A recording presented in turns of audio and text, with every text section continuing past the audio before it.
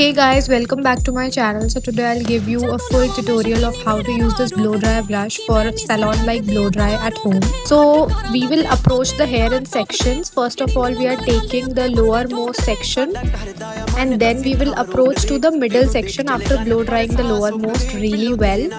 Then after doing the lowermost, then we come to the middle section, we blow dry it and we are tying the frontmost section. Then at last we are coming to the frontmost section, and this is how you need to approach. You need to roll it inward.